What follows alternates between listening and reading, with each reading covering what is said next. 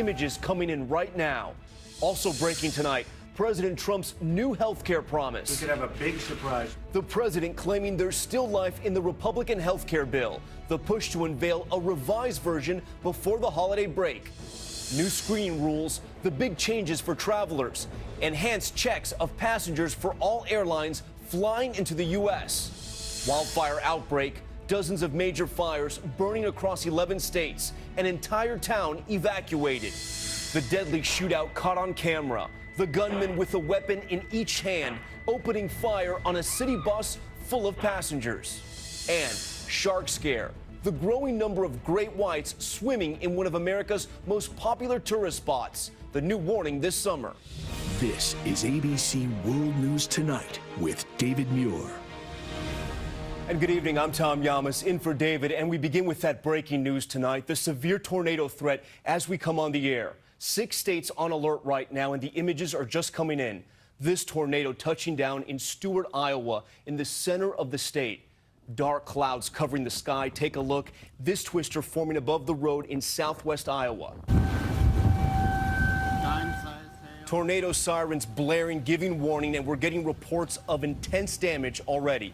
ABC senior meteorologist Rob Marciano starts us off tonight. Tom, we've been under an enhanced risk all day, but the storms have really exploded just in the last hour or two. A dangerous situation unfolding south of Des Moines, west of I-35. We've got several tornado warnings out there, and just east of Minneapolis, we've seen some severe storms that have brought some damage across Pierce County, as you mentioned. These tornado watches are up until 10 o'clock tonight, so the next several hours certainly will be dangerous. Tomorrow, from Lincoln to Kansas City through Chicago and Detroit, we stretch out the severe area, but damaging winds, scattered hail, and a few tornadoes likely tomorrow as well. But the next 3 to 4 hours, Tom, folks in the storm zone need to be alert. I know you and our team are going to be tracking this weather all night long. All right, Rob, thank you. Next to President Trump's new promise on health care as Republican senators scramble to regroup after the collapse of their plan.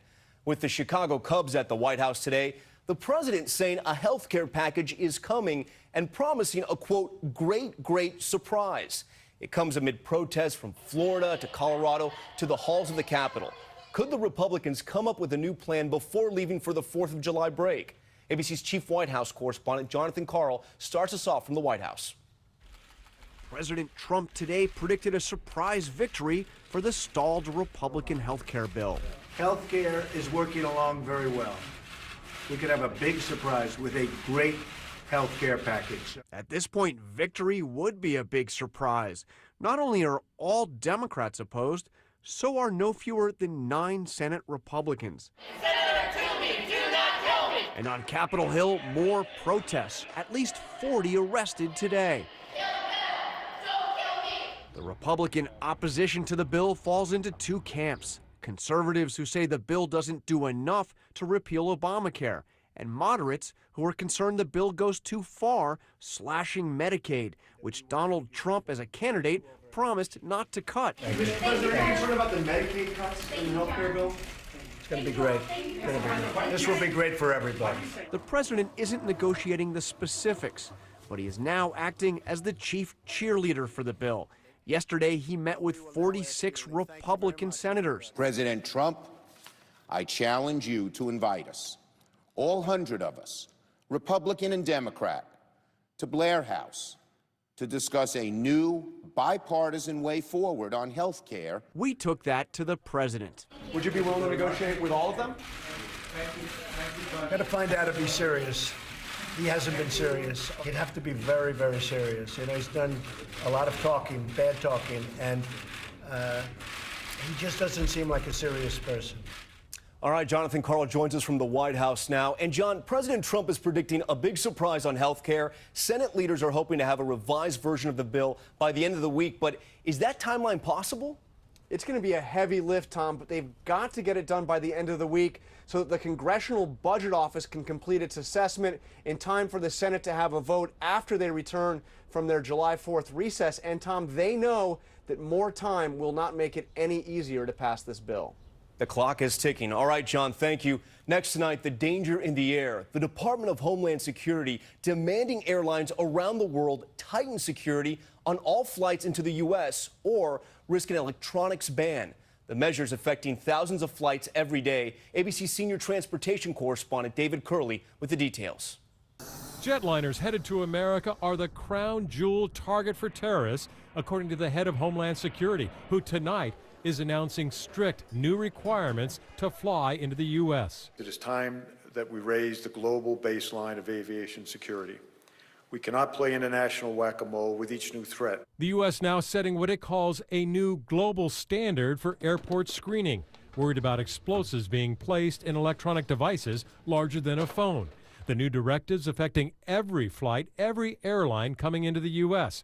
That covers 280 airports, 180 airlines, 2,000 flights, and 325,000 passengers a day. Passengers will see more canine units, more explosive swabbing, and possibly these new scanning machines, which can show contents of a bag in 3D. This means the laptop ban from airports in 8 countries will not be expanded if airlines follow what DHS calls raising the bar of security around the world. DHS clearly has used the current threat environment and concerns being raised by air carriers about a laptop ban to put in place stronger security measures. Big change for so many travelers. Our senior transportation correspondent, David Curley, joins us live inside Reagan Airport tonight. And David, big changes coming for all those travelers flying to the U.S. When will this be rolled out? And what about that laptop ban? When will that be lifted? It's being rolled out over the next couple of weeks for some of the requirements and a couple of months for the rest. Now, as far as the laptop ban, if the airlines flying from those 8 countries do meet these new standards, the ban will be lifted, Tom. David Curley with that new travel plan tonight. David, thank you. Next to the extreme fire danger after weeks of record-breaking heat. 40 major fires burning tonight, nearly doubling in 24 hours. The fastest growing in Arizona, 28 square miles, just 1% contained. Thousands of firefighters putting their lives on the line. ABC's Philip Mena is at the scene. Tonight, the Goodwin fire near Prescott, Arizona, quadrupling in size. Ground teams fighting the blaze have had to pull back at times for fear of their safety. We're not going to put firefighters in danger. This fire near the area where 19 elite firefighters lost their lives fighting a blaze 4 years ago. Ask you guys all to leave. Now forcing the entire town of Mayer to evacuate. It's very upsetting. We moved here about 3 years ago and bought a beautiful home. Wildfires now in 11 states. The largest, the Bryan Head fire in southern Utah, destroying more than a dozen structures. A 911 call revealing the fire's first moments. We're trying to fight this, but it's getting out of control. Our Matt Gutman on the scene as it grew to nearly 3 times the size of Manhattan. So the wind here has acted like gasoline on that fire. It's moved hundreds of yards just in the past few minutes, sending that column of smoke skyward. We saw it from 20 miles away. There he goes, making that drop. A rapid aerial assault saving many homes from the Mart fire near San Bernardino, California. God bless them. God bless them all. They saved our home. Cindy Owana and her grandchildren returning home after evacuations lifted there. Tom, you can see the smoke covering the town of Dewey, but the winds have died down here, and that is a good thing. Some of this brush hasn't been burned in 40 years. That is a lot of fuel. This fire is expected to keep burning and growing for weeks. Tom? For weeks. All right, Philip, thanks so much. Next tonight, to the FBI's investigation of Kaspersky Lab, a Russian-based cybersecurity company whose software is widely used in American businesses, government, maybe even in your home. Sources telling ABC the agency is now questioning some of its employees. ABC News was the first to report weeks ago that the FBI is investigating the company's potential ties to the Kremlin, worried that its software could be used to spy on Americans. ABC senior justice correspondent Pierre Thomas with the latest developments. Tonight, thousands of miles away from its Moscow headquarters, the computer software company Kaspersky Lab is under increasing pressure from the FBI. Last night near Washington and Boston, sources say FBI agents went knocking on doors of as many as a dozen Kaspersky employees, pressing them for information about how the company operates and any potential ties to the Russian government. Kaspersky's antivirus software is sold at Target and Best Buy, 400 million customers worldwide. I got it covered. We switched to Kaspersky. But now, sources tell ABC News, top U.S. officials are increasingly concerned Russian spies could try to use that software to attack critical American infrastructure or snoop on American customers. at a recent Senate hearing are stark assessments from the head of the FBI and the Director of National Intelligence. Very concerned about it, sir, and we are focused on it closely. Would any of you be comfortable with the Kaspersky Lab software on your computers?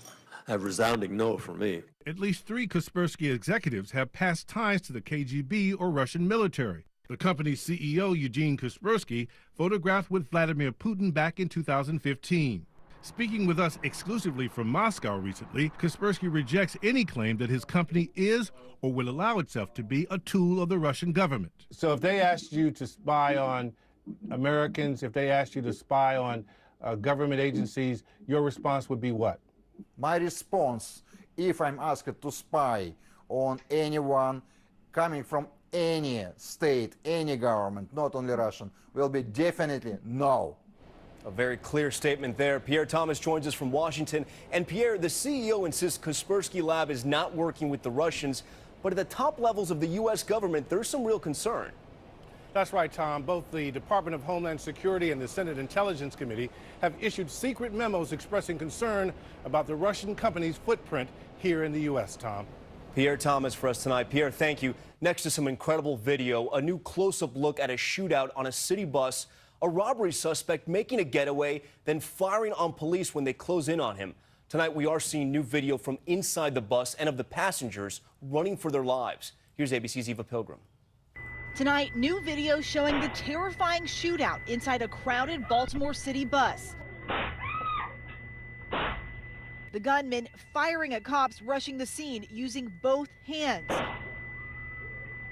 Armed with 2 .40 caliber handguns and several magazines of ammo. Baltimore County Police say earlier this month, Blaine Erb tried robbing 2 people before getting on that bus. When police pulled the bus over, Erb reacted. In the middle of the gunfire, passengers frantically running. 1 wounded in the crossfire. Officer down, officer down. An officer also shot. This body cam video shows them using cars as shields. This was like watching a horror movie in my backyard. Erb then flees the bus, running at officers while shooting. Eventually, he was killed by police. The wounded officer and passenger have both recovered. Police say Erb had a long record and appeared determined not to go back to jail. Tom? Eva Pilgrim with that new video tonight. Eva, thank you. Around the world, new developments in Venezuela's growing political crisis. A police helicopter, you hear it there, opening fire and dropping grenades on the Supreme Court and Interior Ministry buildings. Venezuela's president calling it a terrorist attack. At the same time, a police pilot posted this video online calling for a rebellion. Months of anti-government protests have taken at least 75 lives. Next tonight, that global cyber attack revealing a threat to Americans. The latest ransomware attack striking at least 65 countries, including the U.S. Among the targets here, hospitals, putting lives at risk. Nightline anchor Dan Harris reports that America's hospitals and medical systems may not be ready for another attack. The ransomware virus known to some as Petya has taken out computer systems all over the planet, including those at hospitals near Pittsburgh. She called me and said surgery was canceled because the computers were down. 1, 2, 3. Do you have an idea? We need an EKG right away, and we need a chest x-ray. Experts say it should be a wake-up call for the American healthcare system. Sir? All right, well, let's start CPR. 6, 7, 8. Dr. Rua has no idea what everyone around her in this simulated ER knows, that this patient is the victim of a hack. ABC News was right there recently when medical professionals, security experts, and government employees came to Phoenix to witness the first ever simulated mass hack of a hospital. So you had no idea that this was a hack? I knew that there was a problem with the AICD, but I had no idea it was hacked. The goal of this exercise, to bring awareness to a fact recently highlighted in a congressional report, which said the security of our healthcare system is in critical condition. With so many medical devices connected to the internet, they are now considered potential threats. Dan Harris, ABC News, Phoenix, Arizona. And you can see Dan Harris's full report tonight on Nightline. There's still much more ahead on World News Tonight this Wednesday. The growing threat along the American coast, the warning to swimmers. The shark population soaring off a popular vacation spot, 150 great whites expected just this summer. Plus, the unsolved mystery in New York's Central Park. New developments in the bombing that left a college student badly injured. Get out of my garage. And the mother coming home to a big surprise, pulling into the garage, and look what is waiting for her.